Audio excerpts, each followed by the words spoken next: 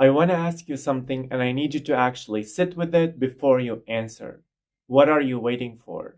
Like, literally, what is the thing? The project, the change, the conversation, the version of yourself that you keep putting slightly out of reach. I'll start when things come down. I'll begin properly on Monday. I'll do it when I feel more ready. I'll start when the time is right. Here is what I've been thinking about lately. The time is never gonna feel right. Monday always becomes next Monday. Calm never quite arrives. And ready is a feeling that comes after you start, never before. And while you wait, the days keep going, just one by one, going. Oliver Bruckman calculated that the average human life is approximately 4,000 weeks long. 4,000 weeks. That means if you're in your 20s like me, you have roughly 3,000 left. 30s, 2,000 and a half, 40s, less than 2,000. And I'm not saying this to scare you, I'm saying it because I think most of us walk around with a vague sense that we have unlimited time. And that sense is the most expensive illusion we carry. In this series, we've been understanding why we get in our own way. And today, we're going to talk about the most invisible way it happens, just one day at a time, compounding slightly in the direction you didn't choose. The compound effect. Darren Hardy wrote a book called The Compound Effect. And the central idea of the book is something that I think most people understand, but almost nobody feels it in their bones. Every action you take, no matter how small it is, compounds over time. Small, positive choices repeated constantly produce results that seem almost impossibly large relative to the individual actions. He writes, "You will never change your life until you change something you do daily. The secret of your success is found in your daily routine." We hear this and we nod. We understand it intellectually. But here is the version of this idea that nobody puts on motivational posters. The compound effect works in both directions. Every day you don't ride, you become slightly more someone who doesn't ride. Every day you stay in the situation that isn't right for you, you become slightly more adapted to it. Slightly more convinced that it's just how things are. Every day you choose comfort over the thing that scares you, the fear gets more familiar, slightly more like a wall rather than a door. Every day you wait, you're not standing still, you're compounding in the direction of waiting. And the gap between these two lines, between the person who started today and the person who waited, doesn't look like much in week 1, but in month 6, in year 3, in a decade, the distance becomes almost impossible to close. And the thing is that both lines feel identical from the inside. In the early days, doing nothing feels almost the same as doing something small. And this is exactly why the compound effect of avoidance is so much invisible until it isn't.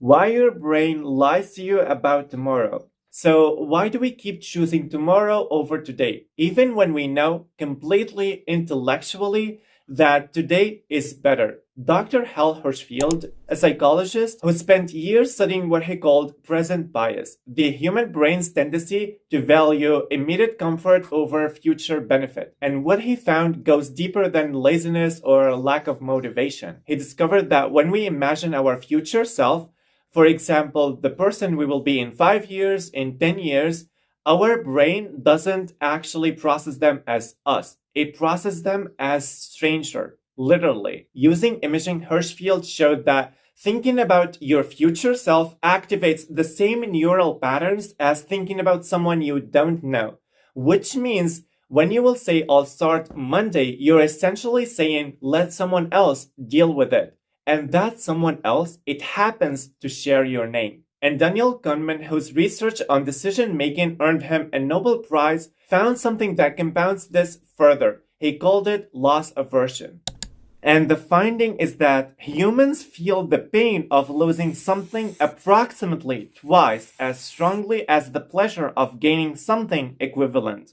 For example, $100 loss hurts more than the pleasure of receiving $100 gain, which means the discomfort of starting today The vulnerability, the effort, the risk of trying and not being good yet feels as twice as the imagined reward of what you're building. So your brain makes a very logical calculation. The cost of starting today feels bigger than the benefit of starting today. So it hands you a solution. Start tomorrow. You will feel more ready then. The problem is that tomorrow's brain runs the exact same calculation, and the day after that, and the day after that, until one day, tomorrow becomes a habit. The enemy that lives inside ambition. Stephen Pressfield wrote a book called The War of Art, and he named something that I think is one of the most important concepts for anyone trying to build something real. He called it resistance. Not procrastination, not fear, not laziness, resistance. He describes it as an invisible internal force that rises up in direct proportion to the importance of what you're trying to do. He writes, the more important a goal or action is to our soul's evaluation, the more resistance we will feel toward pursuing it.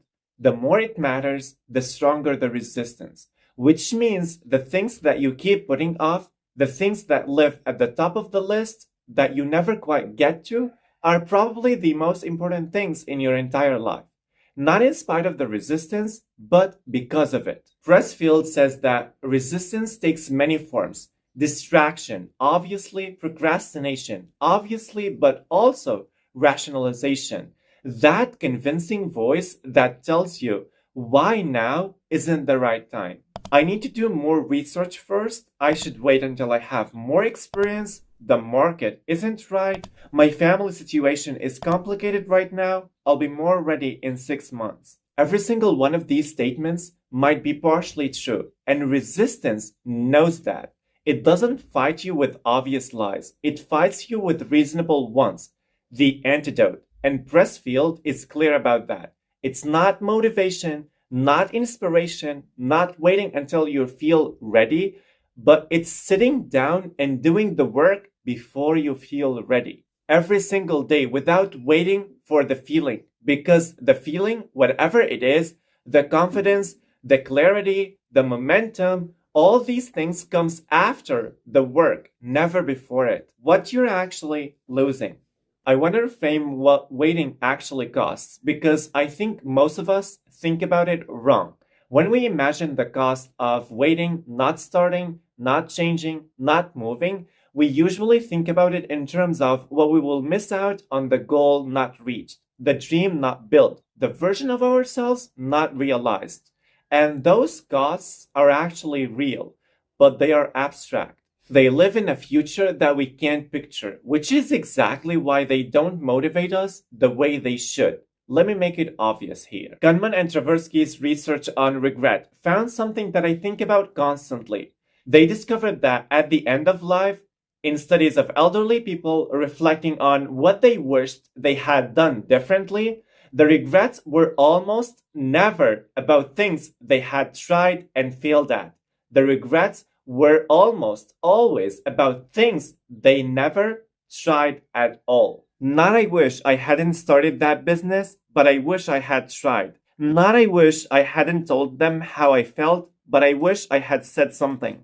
Not I wish I hadn't written that book, but I wish I had begun. Naval Ravikant in the Almanac of Naval Ravikant puts it this way.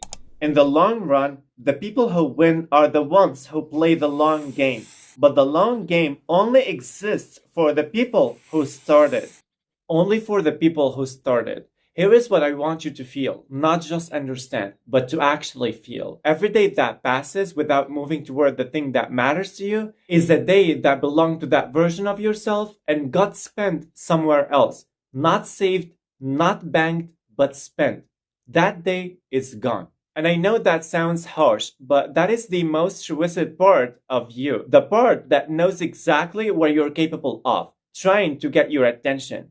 Don't suppress it. Don't scroll past it. Don't manage it with distraction. Just sit with it for a moment because that feeling is one of the most valuable feelings you will ever have. The one that changes things. The myth of the perfect moment. Let me talk about something that I think is one of the most sophisticated forms of self-sabotage that exists. Waiting for the perfect moment. Not obvious procrastination, but the scroll, the distraction, the choosing comfort over difficulty. I'm not ready yet. I want to do this properly and I want to do it right. David Cognis in Can't Hurt Me says something about this that cut right through me. We all have the ability to come from nothing and become something extraordinary, but it requires us to stop waiting for conditions to be perfect because they never will be. They never will be. Think about the last time conditions were actually perfect for something important. No stress, no competing priorities, no uncertainty, no fear, no reason not to. If you're honest with yourself, that moment has never existed and it never will, because life doesn't pause to give you idle conditions. Idle conditions are a myth that your mind invented to make waiting feels responsible instead of what it actually is. Hardy talks about this in his book, The Compound Effect, and he calls it the perfect storm fallacy, the belief that everything should be aligned before you can begin. The finances need to be right. The relationships need to be stable. The career needs to be settled.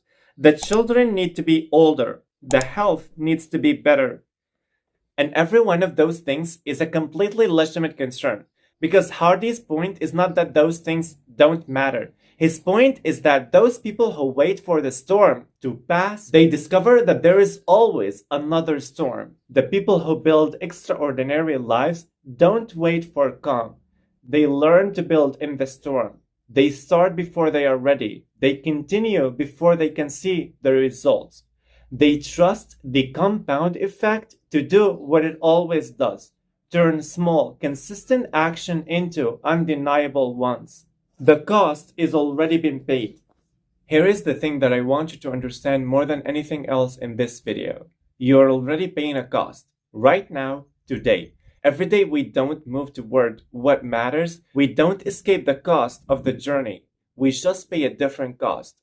The cost of wandering, the cost of the low level of dissatisfaction that hums in the background of a life that lived slightly below your potential. The cost of watching other people do the thing that you told yourself you would do and feeling that specific ache of recognition. The cost of explaining to yourself year after year why this year is so different from last year. Hardy writes, "You're either moving forward or falling behind.